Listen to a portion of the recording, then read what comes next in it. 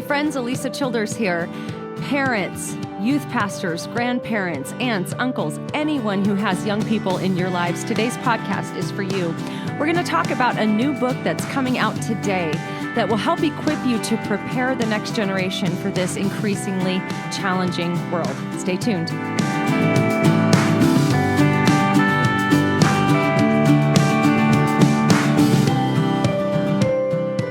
We have a lot of great stuff to talk about today, but before I bring my guest on, I want to tell you about a ministry that was started by a friend of mine named Natasha Crane. She's been on the podcast before, and her blog is natashacrane.com, previously known as Christian Mom Thoughts. You might know her under that name, but she writes specifically to parents, and it's kind of in the vein of what we're going to be talking about today, but she helps parents, equips them to bring apologetics to their kids, to teach moms how to be the first apologists their kids will ever meet. And she started a ministry called GAP.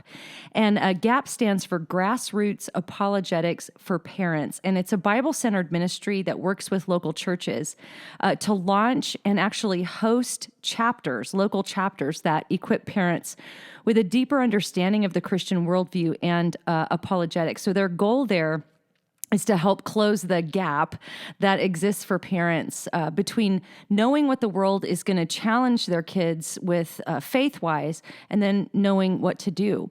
So if you're passionate about apologetics, if you listen to this podcast, chances are you're interested in this subject. You can actually bring GAP to your church by becoming a parent ambassador. And so if you want more information about GAP, that's Grassroots Apologetics for Parents, you can go to grassrootsapologeticsforparents.com and get more information on how to start a local chapter in your own church to help other parents become equipped as well. So definitely check that out. And I mentioned this last week, but I'll just remind you that this coming Saturday, May 4th, I'm going to be hosting Frank Turek's Cross-Examined radio show. And so you can go to crossexamined.org and click on the radio tab for local listings and times. And you can also listen live on the website. If you're on Facebook with me, I'll be posting a link that you can listen live. And if you're not on Facebook with me, you should be. So go over to facebook.com/Alisa Childers blog. I'd love to connect with you on there. I like to share content that's relevant to what I blog about and what I podcast about. And if you want to connect with me on Twitter, it's Twitter at Alisa Childers.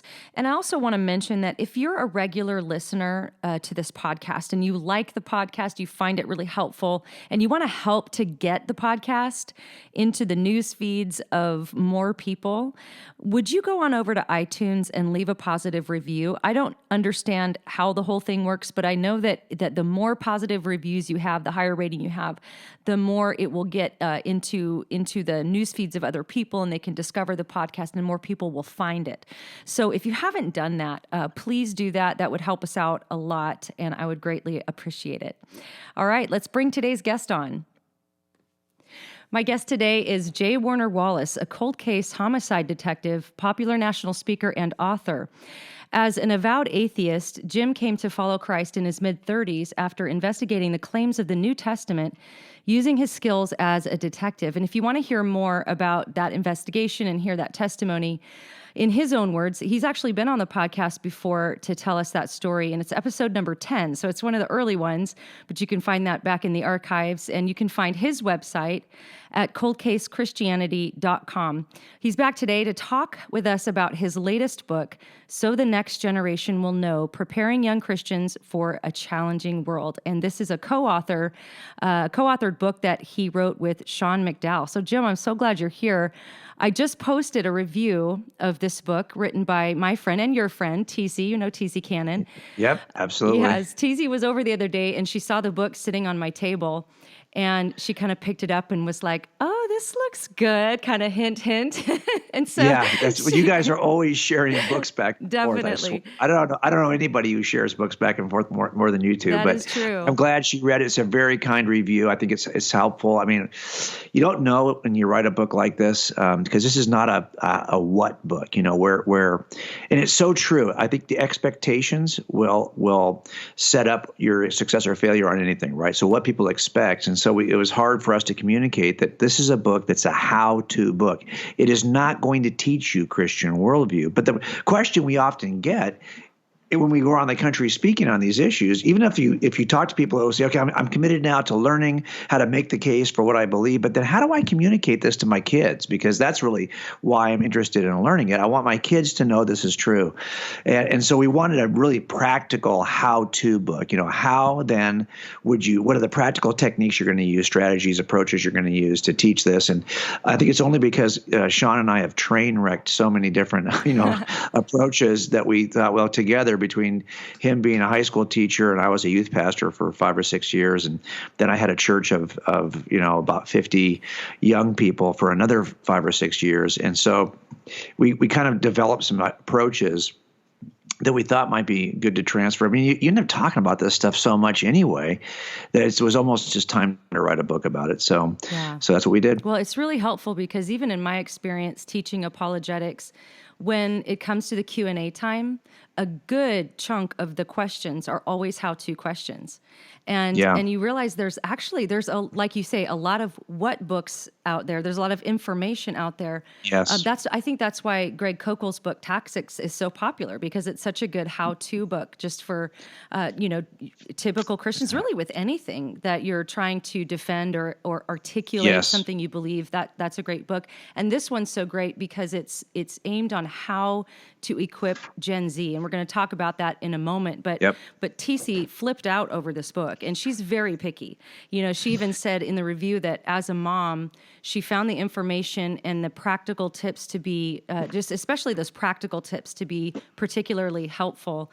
And so largely dealing with how to reach Gen Z, which for anyone listening, if you don't know what Gen Z is, it's the youngest and the largest generation in America born roughly between 2000 and 2015. I think sometimes people get millennials mixed up with Gen Z, but millennials are getting older now. And so it's the generation coming up underneath the millennials that this book is sort of helping you to communicate with. So what are some unique challenges that they're facing? I know every generation has unique challenges that they face with the culture that they live in, and that other generations haven't necessarily had to face. What's unique to Gen Z? Well, and that's, again, you're right, and I think sometimes it's easy for us to say, I don't want us to focus on this group to say, oh, they have these unique challenges that no one has ever had challenges like this group, right? I mean, I think sometimes that's the concern when I talk about these issues. A lot of people will say, oh, what a bunch of snowflakes, everyone's got an opinion, right? As a matter of fact, we've talked about this in the book. If we just asked you to make a list of what in your mind you thought Gen Z represented, or the characteristics you, from your own experience or whatever, that you would describe the younger generation. I'll be honest, most of the time the list of explanations, the list of descriptors is negative. It's negative in some way, right? And maybe that's just how every older generation has viewed, no one's had it as tough as whatever generation you're in, right? But the truth of the matter is that something defining occurred for this generation that no other generation prior. I mean, we talk about the different ages of civilizations, the Iron Age, the Industrial Age. We have an information age that blew up as this generation was being born. So people like you and I, and you're younger than I am, but even I bet it's true for you and I, we are what we would call digital immigrants, in the sense that we were not raised with phones in our hands, that we adopted that technology late. We came to the game late. But the one descriptor that is used almost universally, regardless of who's writing the book, when it comes to Gen Z, is that they are digital natives. That's our first descriptor. That's almost everyone's first descriptor. And why that changes everything is because, number one, from a Christian perspective, is it lowers the bar. It lowers the age of skepticism. So it might have been in the past where 85%, for years we would always say this, about 85% of people who become Christians became Christians by the time they were 18. That meant that if you became a Christian after the age of 18, that you were on the 15%. You are much less, right? Let's face it, that's just now that has dropped. It has dropped to about 13, 12 years old. And the reason why it's dropped so quickly is because of the information. As you might have been that in my generation, the first time you'd even encounter a different worldview from leaving your home would be when you go to college. But now you can encounter an entire plethora of worldviews at the end of your arm there in that glowing rectangle. Yeah. So that's really where we're at right now, is that this being digital, that means, number two, that they are incredible researchers. They have access to information. They can vet your information. Whatever you're saying to them, they can go online and find every other angle on the same issue, either opposing or agreeing with you. Now, what that also, though, has set up for them is a problem with trust, in the sense that every website looks pretty legitimate. I mean, I'm looking at your website today, looking at my website today, and honestly, if you're a good web designer, you could have a legitimate, at least in appearance, a legitimate looking source of information. Then the question becomes, well, how do I know if I can trust that source of information? And I think Gen Z is probably amongst the most untrusting, not because they are skeptical, but more because they just are bombarded with information and not sure exactly how to vet it. Also, I think we know that they are probably more impatient than any other generation prior. Millennials, they would do surveys and they would say that their attention span was anywhere between 11 and 15 seconds, before you turn the corner.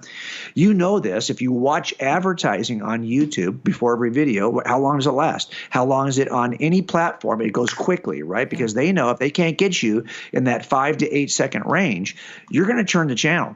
You're going to this is true for Gen Z as well. They are incredibly impatient. That 8 second has been identified as kind of the attention span. Now, what this means does not mean that a Gen Z young person would not watch a 3-hour movie. They will.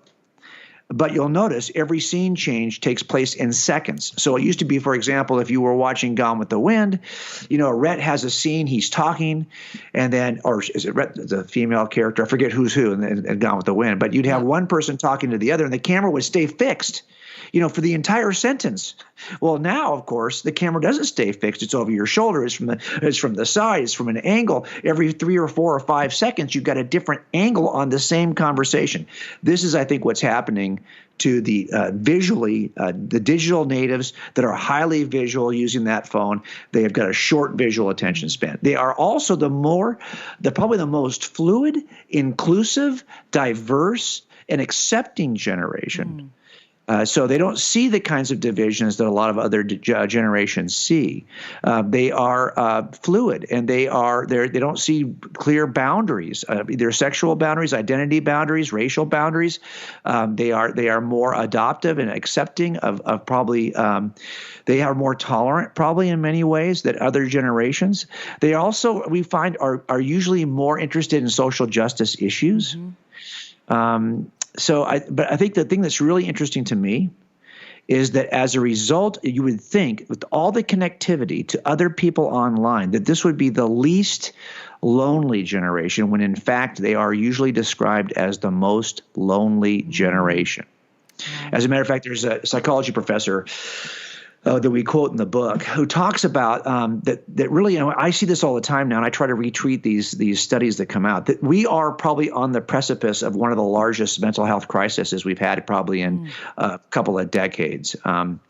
And Gen Z really are leading even their own perception of mental health. If you were to ask my generation of boomers if they felt like they were struggling with their mental health, they are far less likely to say they are.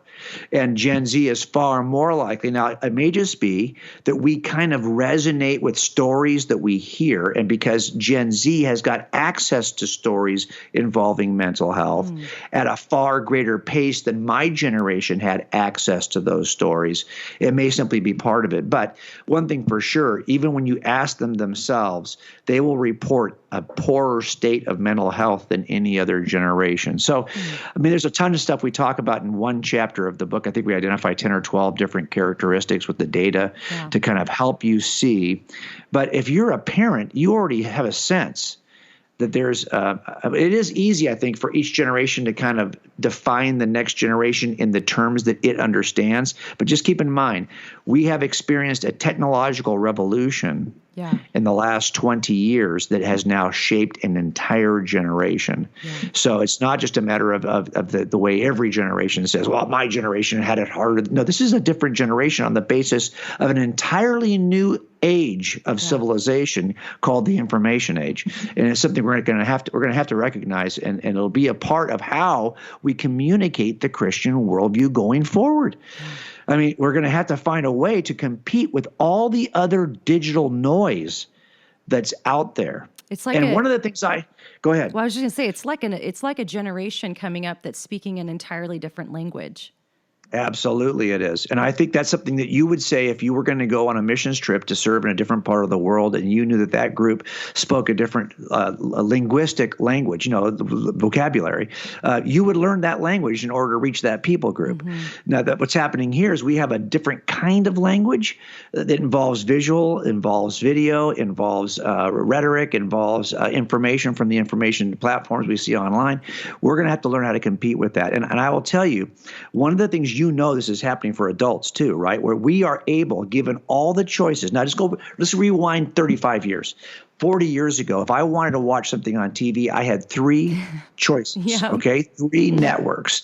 If you missed it, you didn't control those networks. We're talking before VHS tape, okay? If you didn't see it on Thursday night at 8 o'clock, you wouldn't see it for another 6 months. And if you missed it the second time around, you may not see that episode at all. Right. Now we can control our media consumption. We have complete control of media. We can DVR it at the very least, but probably we're going to live stream it from Netflix, Hulu, or Amazon Prime. We're going to be in complete control. We can also control, we don't have to watch the 5 o'clock news on ABC, CBS, or NBC. Yeah. We can find a news outlet anytime. Online, if nowhere else, to watch it anytime we want. And here's the most important part. We can limit our consumption to the worldview that we approve in advance. Yes. So we don't have to. So we now are creating these micro narratives, these little safe spaces in which we are only hearing news that that tickles our ears, the media that we prefer. We can block out all the other contrary views. Now, what is Christianity? Christianity presumes and claims to be a meta-narrative that is overarching and transcends every other micro-narrative. But we're trying to communicate that in a world in which people can isolate themselves into the micro-narrative and may never hear the story of Christianity. Because if you wanted to avoid it, this is the best time in the history of humankind to avoid the meta-narrative of Christianity and to saturate yourself in whatever your little micro-narrative is. So I think those are some of the challenges we face as we communicate to Gen Z. Well, I'm thinking back even when I was a little kid and you'd have a research project at school or something, and if I wanted to find something out or learn something about a particular subject or something going on in the world, I remember having to go to my parents' encyclopedia set and look it up in the encyclopedia, or you'd go to the library and you'd check out a book and you could get information without as much commentary. And so you kind of had to process it for yourself a little more. And so as I was preparing for this interview, I was thinking about how this would relate young people, Gen Z, and the Bible, because here you have a book that's written thousands of years ago. And I could imagine with all of, like you mentioned, the attention span and all of the influx of information and having everything right now, right at their fingertips, binge watching and all of that stuff. And then you have this book that's fairly ancient. And I could imagine how it could seem just kind of irrelevant to teens and even modern people if they don't understand it or if they don't know how to read it properly. And one example of this is when I've taught teenagers, I have found across the board, they love the apologetic stuff. They love the science. They love the learning the evidence for the existence of God. But when it comes to biblical principles like morality, sexuality, other things in the Bible that are at odds with culture, even from Christian kids, I'll get a lot of pushback. And so part of what your book does is it's helping people to equip this generation with their unique challenges with a biblical worldview. So, why do you think that's so important, and how do we do that? Yeah, I think you're right. One of the things we talk about in this book is that yes, it's true that this generation is far more likely to embrace the views, and even if they call themselves Christians, even if they identify as young Christians, they're far more likely to embrace the culture's view of sexuality, identity, sexual identity, marriage, all those things, the moral teaching of Jesus.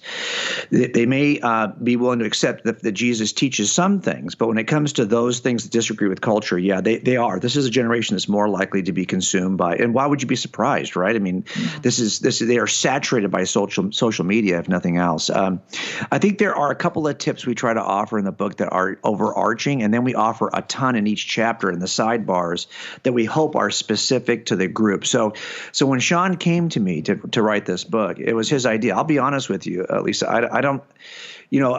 Susie and I, we listen to your podcast, and Susie loves your podcast, and she constantly tells me, why can't you be more like Alisa on this or that?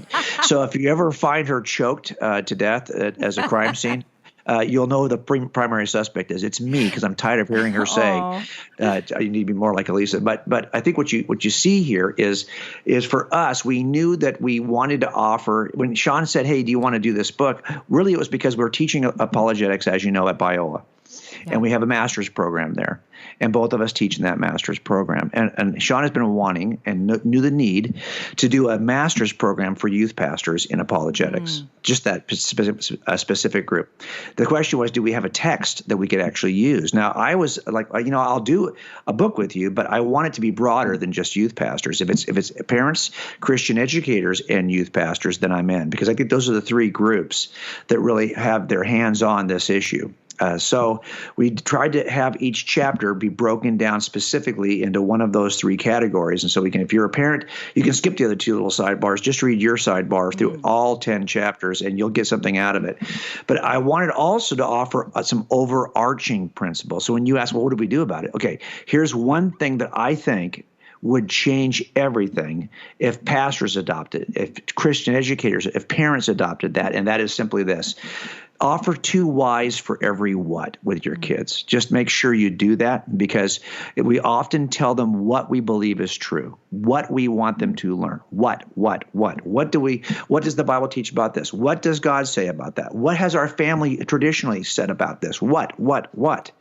But we don't. But kids, if you want them to be engaged in this, young people, especially this generation, that's not enough. I mean, the whole world online is screaming what's.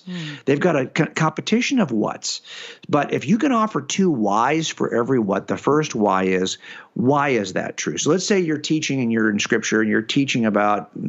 I've done so much of this where maybe I'm teaching through a theological series and I'm just talking about the Christian essentials, and I get to the triune nature of God. Okay, so I'm going to teach that the Trinity, basically. And I'm going to teach the classic traditional view of Christian orthodoxy, which is that God is a triune being. That's a what. I'm going to teach that what. Now the question is, why do I believe that's true?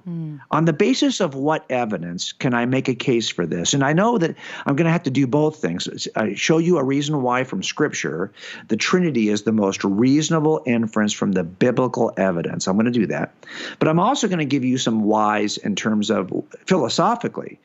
I think there are good reasons to believe in a triune God, even if I didn't have Scripture to support that. And I'm going to offer that why as well. So I'm going to spend some time with my students explaining why I believe the triune nature of God is true. And so that's the why, the first why. But the second why, I think, is the kicker that flips the switch. And that is, okay, so you believe that God is triune, and you've got this evidence that you believe demonstrates that. But why should I care? I mean, so what? Why does this matter to me? I mean, that's fine. But it seems like, it's like blah, blah, but it's noise until you can tell me why I should care. And that's the second why. And I think if we can just provide young people with the what, and then the why is it true, and then why you should care, how does this change the way I live tomorrow? When I leave this room, you're teaching me a bunch of stuff that has less impact on my life than what I'm going to read on social media this afternoon. So tell me why I should care about this. when I got lots of people telling me I should care about other things. Right. And this is where I think we have to make a huge shift in the way we teach. 2 whys for every what. I think that's a transcendent principle that can find itself nuanced depending on if you're a parent, if you're a educator, or if you're a pastor. It'll shape the way you do your sermon for sure, because you're usually going to make, like if you're a Baptist, like we were taught in my seminary, 3 points and a promise. Well, those 3 points are usually going to be what points. But that means now I'm going to take some time, at least with young people, to give them the 2 whys for every what. So maybe I'm only going to do 1 what because I want to spend more time on the other 2 whys. Yeah. It'll change the way you teach, and even the way you have discussions with your kids. Because let's face it, when we're on the dinner table, we have a tendency to do a lot of what stuff. Here's what someone will say. If so-and-so is doing this at school, well, here's what you should be doing. Well, why? And then why does it matter? Those are things that we're going to have to start talking to our kids about. And I think that would change everything, just that one simple tip. And that's, I think, great advice in any kind of discussion we're having with anyone who might be bringing a different perspective is the why. And I've noticed this, especially online and especially on Twitter, maybe just because of the smaller word count or whatever, but I'll post an article or I'll post a quote or some kind of message on Twitter, and whether it's an atheist or whatever, they'll come on and just make an assertion that says the opposite of what I've said, but there's no reason. There's often not a why. And that can be such a great tool for conversation. If you're talking with someone and they're kind of saying the opposite of what you're saying, the why is going to get to the bottom of it. Why do you believe that? How did you come to that conclusion? What makes you actually say that is true? The thing that you're asserting. And I think in my observations, that seems to be something that's lacking in a lot of people's critical thinking, but especially that Gen Z generation. There's a lot of assertions, but not really like let's investigate why you came to that conclusion. Why do you believe that? Why does it matter? And I think that could be just because it's so much more of a focus on what works rather than what's true. If I'm happy, if I'm feeling good about it, I don't really need a reason beyond that. And of course, that's where good critical thinking skills come in. And then, of course, your book equips parents, youth pastors, and everyone to help with that. We'll be right back with my guest, J. Werner Wallace, in just a moment. We've been talking about equipping young people to live for Christ in an ever-changing world. And listen, nobody does that better than Impact 360 Institute. Located in Pine Mountain, Georgia, beautiful Pine Mountain, Georgia, Impact 360 Institute has been cultivating leaders who follow Jesus since 2006. Through biblical worldview education, community-based discipleship, leadership coaching, vocational mentoring, and missional opportunities, you name it, students are equipped to live as change agents in the world. They have a Gen Z lab. They have summer experiences. They have an amazing gap year program that I highly recommend for every student coming out of high school before they go to college. Do the Impact 360 Gap Year program. You can find out more information at impact360.org.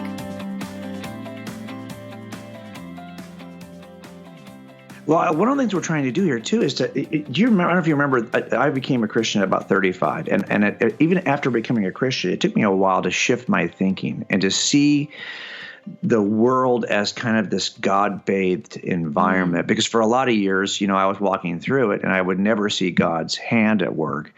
And I didn't want to become crazy about it, right? I always was suspicious of people who said, oh, God did this for me. God did this. God spoke to me over here. God did that for me. And I was always somebody who was like, really? I would resist a lot of that, right? Because I was such a skeptic to begin with.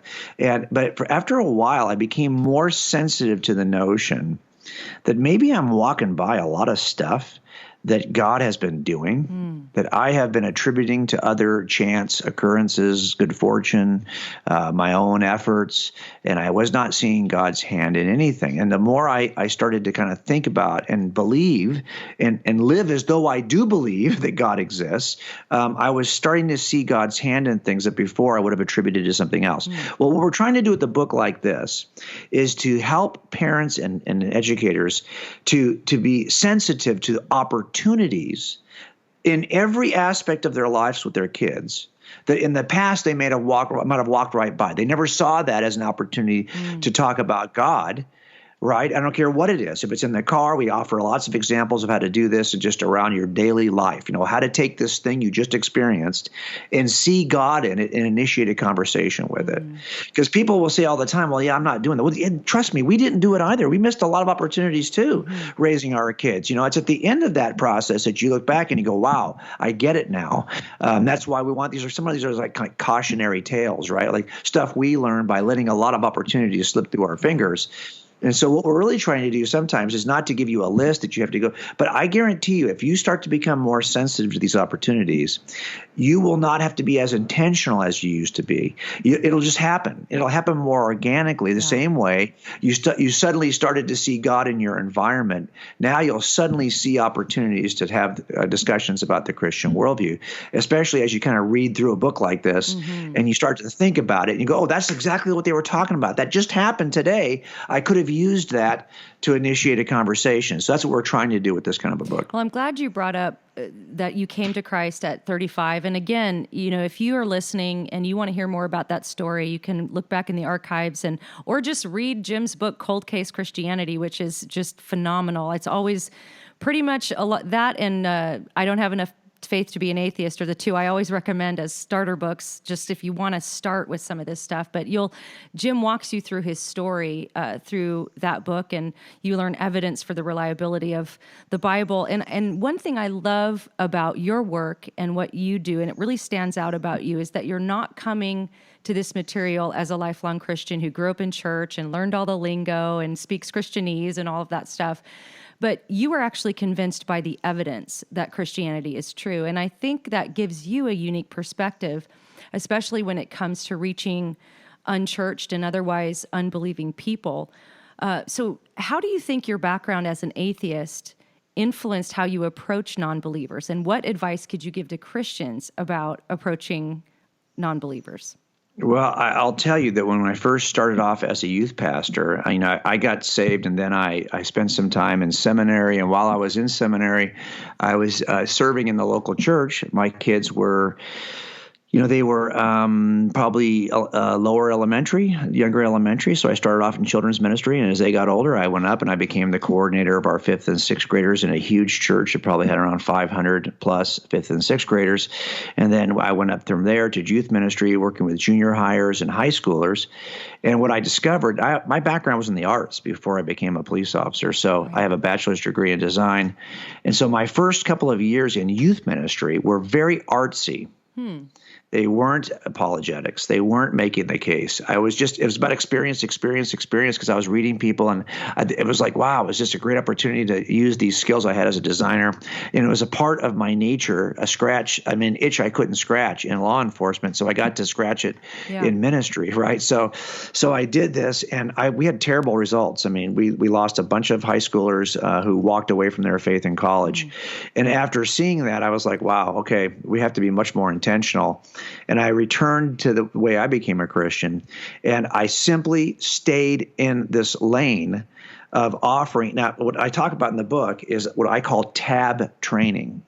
And what I tried to do with my youth pastorate is I would say, okay, honestly, parents don't care about any of this stuff except behavior. That's the B, T-A-B, theology, apologetics, behavior. And most parents, if you can just keep their kids from, sleeping with their girlfriend or smoking dope, hey, they're happy, okay? Right. So they want the kids to behave well. And I get that. So the first year, I think I probably spent 90% of my time talking about what the Christian worldview says about how we should respond to certain things.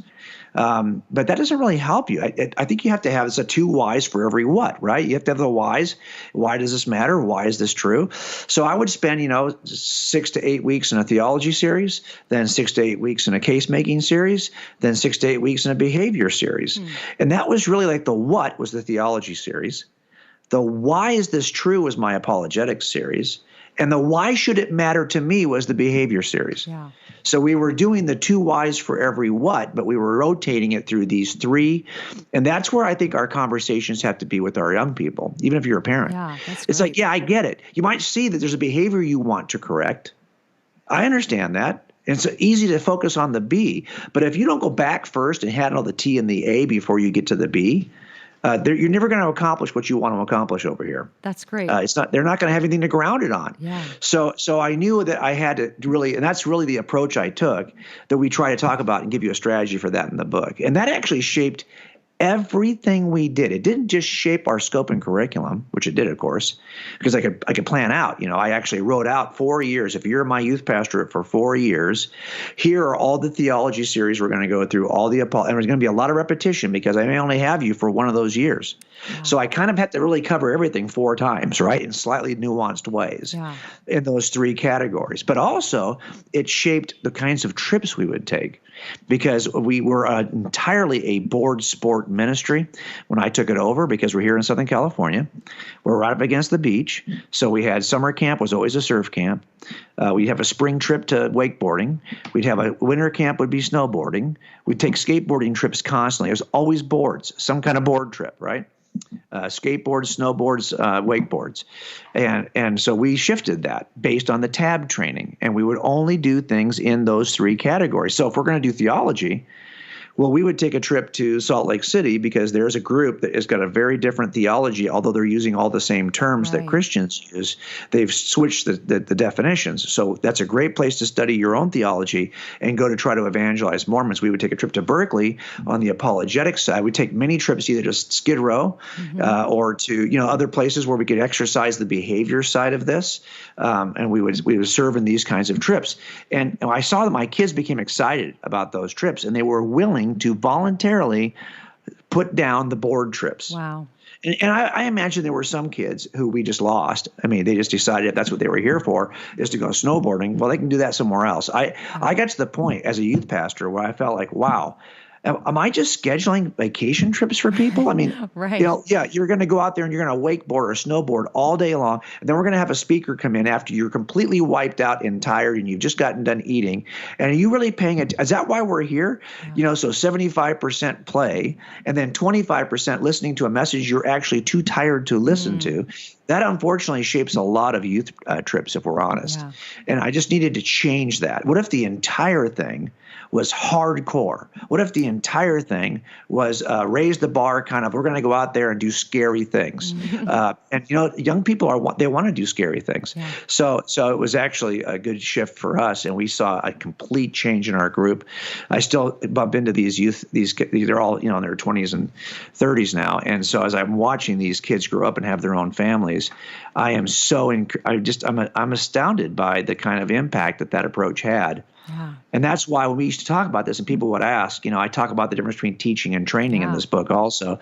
And people would ask, well, how does that really look? We just needed to write something that would tackle that in as much detail as we could so that people, because otherwise they'll ask you, well, how did you do those kinds of trips? Well, really? Okay, I need to write a chapter about that because I mean, how am I going to tell you how we used to take those trips? It would take us months to train in preparation for those trips. And but at the same time, we also started in baby steps. So if you're a parent and you're thinking, well, I can't take a trip to Berkeley, I get it. There's alternatives that will accomplish the same thing. So we wanted a chapter that would just give you those alternatives. Yeah, and I'm glad you touched on the theme of teaching versus training, because that's something you've talked about before on your blog.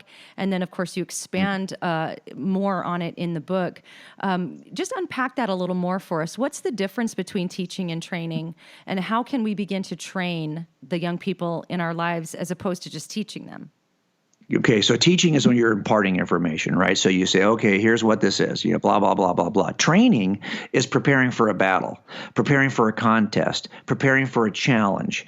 And we all have to do that. So like boxers, they train. They train before they get in the ring. An MMA fighter is going to train for weeks before they get in the ring. And it depends who they're training against, who they're going to fight. They will train a certain way based on the fighter they're going to actually encounter. First responders train because we're going to have to go out in the field all the time, and we might encounter that thing today. So we're training to get ready for this challenge, which we know we are going to face at a particular time. So one of the things that churns teaching into training is simply to get your calendar out and show your students that here's the challenge. It's on the calendar. It's a difficult challenge. You do not want to go to this challenge unprepared because you will get your rear end kicked. So you're going to have to go and be prepared. So when you do that, and sometimes you have to demonstrate for them how ugly it might be if they go without being prepared. So we'll typically bring somebody in if we're going to bring an atheist speaker because we're going to go to Berkeley, or we're going to bring in a Mormon bishop because we're going to go to Salt Lake City, and we'll let them try to communicate the Christian worldview to somebody who's ready to communicate the other worldview to them and is probably better prepared. And if we have to, we'll role play it. But the point is, we'll do something to wake them up to the challenge. And then we'll say, guess what? We're going to take a great trip. We're going to go to Salt Lake City. Now, it's going to be challenging. We're going to be on the temple grounds. We're going to be on the streets of Provo. We're going to be at BYU. We're going to be talking to Mormons rather, who see you as the lost people group. Now, we're going to have a lot of fun doing this, and we always try to schedule some downtime, recreational stuff at Snowfall, someplace where we can hike or do something that'll be fun. But the reality of it is that challenge is so intimidating. Anytime you say you're going to be evangelizing or sharing the gospel, I mean, almost all of us as Christians are intimidated by that. For sure.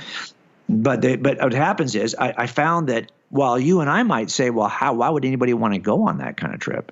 What I discovered is with young people, you don't have to ask that question. If you're excited and you're going to go, they'll go with you. And boy, I'll tell you what, you've got opportunities. As a matter of fact, Susie and I noticed this. We took our youth group, and then when our churches merged, we were in a church that merged with another church, so it was a perfect time to do a church plant. But I planted with all young people. They were all like seniors and freshmen and sophomores in college. So they were like 19-ish, 20 years old. And they brought their parents to us. So our church started with 50 people. It was all young people and their parents. Well, as those young people grew up and went away and got married and moved out of the area, I was stuck with their parents, okay? And I will tell you, it changed everything, because young people are always going to say yes. But you and I, we will find an excuse. We will find some reason why we can't go on that trip. So that is the challenge, right? That is the challenge. Now, what I think is that's a whole other issue. How do we involve adults, older adults, to actually be involved and engaged in their faith? But it isn't as hard as you might think for young people. They will say yes. We simply have to be excited. And I have a whole chapter in the book that talks about igniting passion. Because the biggest challenge I think right now is not atheism, it's apatheism. It's that people don't care. So how do you ignite that? But if you're passionate, they will follow you, and young people will actually do what you ask them to do. So we have an opportunity if we don't let them grow out of it. We have to take advantage of it early. Well, Brett Kunkel's been on the podcast to talk about more specifically about those trips to Berkeley and to Salt Lake City. And I think as a parent, one thing that might come into a parent's mind is, well, what if I send my kid on this trip and like they get converted to Mormonism, or they get converted to atheism, or something along those lines? What would you say to set a parent at ease about this? You've done a lot of these trips and you've been involved with this for so many years. What's the general outcome? Okay, so the trip is not the thing that changes kids.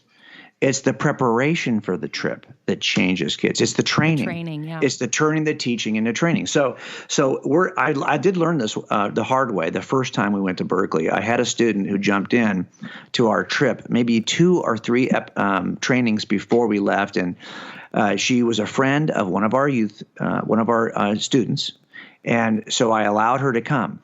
And she was probably a junior in high school, but she did not go through all the training.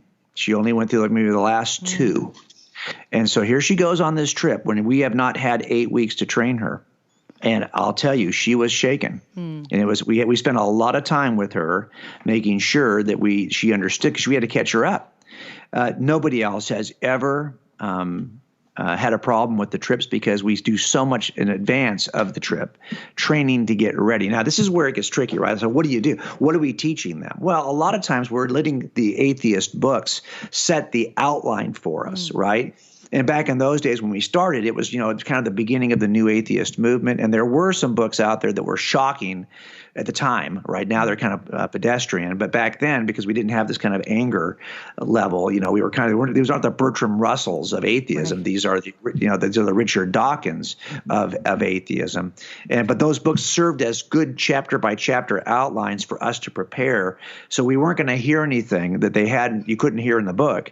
And we covered all that stuff ad nauseum. I mean, it was just ridiculous, until finally, when these things were said we'd get it to Berkeley, and we would invite atheists to come into our group. But I guarantee you, except for this young lady, not a single thing was said by any atheist that our kids had not already asked and answered before they got there. So they were like ready. They were just waiting. They wanted the Q&A to happen. They were waiting for the Q&A because they just wanted to be able to say, well, that's not true, and that's not true, and that's not true. But she really had not heard some of these things. So yes, there is a danger if you don't prepare. But the whole reason why we're calendaring the trip is to have an excuse to train. Yeah. The training is what changes people. Now, if you could imagine, we do 3 of these trips a year. That means that you're going to have 24 weeks of training every year toward a specific challenge. And then 3 weeks of actually engaging yourself in the challenge. You've now knocked down a lot of your calendar as a youth pastor when you're asking yourself, what am I doing this year? Well, to be honest, those trips are going to dictate much of what you're going to be teaching on, because you're going to have to get ready for those trips. And that's what was helpful for me. And I remember when I first met Sean, I had been taking these trips with Brett Kunkel, like you said, for some time. And he and I had been taking the Utah trips for about 2 years when I suggested to him a trip to Berkeley. And he thought, he wasn't even sure how. He said, well, what are we going to do? I said, well, that's what I'm paying you for. You're going to set the calendar. And he did a great job. And he's been doing it ever since. His group, maventruth.com, is the place to go, because now he has figured out a way to transfer these trips and train people to take them on their own. So I'm just telling you that he has mastered that immersive experience. But we did it together only because I knew it could change our young people. Well, and there's so many great testimonies coming out of that ministry. So if you're listening and you're thinking that this might be something you'd want your youth group to be involved in, or your teen, definitely check out maventruth.com for more information on that. And Jim, what you're saying just makes so much sense to me, because for those who have listened to my testimony, part of what really shook my faith was being asked a question I had never heard before. I didn't even know the question existed, let alone the answer. And I was an adult. And I've often thought, so many times I've thought back to that moment and just thought, if I would have just known that was a question and had an opportunity to process that in a safe environment, that wouldn't have shaken me one bit. And so I love that you guys have written this book to help parents and youth pastors and anybody that's just got young people in their lives, to help equip them so that they're never in a situation where they're blindsided by a question or by an atheistic claim, or even just a claim against something that they believe, that they'll have had the opportunity to think it through and to think well. And so the book is called So the Next Generation Will Know, Preparing Young Christians for a Challenging World. And actually, it's coming out today. So this podcast is coming out the day the book releases. So you can get it on Amazon, wherever books are sold. Jim, it's always a pleasure. Thanks so much for stopping by the podcast today. Thanks for having me. You know how much I appreciate your work. Thank you.